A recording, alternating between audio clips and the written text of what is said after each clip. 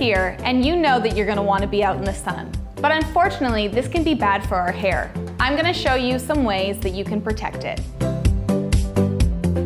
We all like to wear sunglasses in the summer, but unfortunately, when you place them like this on top of your head, you run the risk of pulling hair out, especially where the nose pads are. So instead, place your sunglasses on your top, and you'll always know where to find them.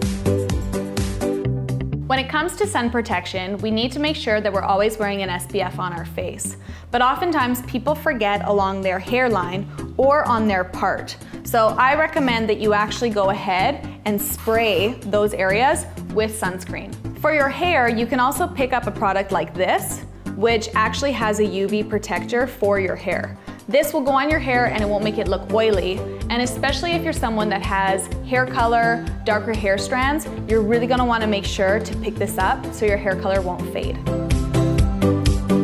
After spending some time in the pool, you do need to make sure that you remove the chlorine that'll build up on the hair. I recommend Sun Care from Aveda. It's a really nice, gentle product, and it can also be used on the body. In addition to using a good shampoo, you wanna also, every now and then, do an after sun hair mask. This one only takes 5 minutes and it will restore the integrity and moisture back in the hair.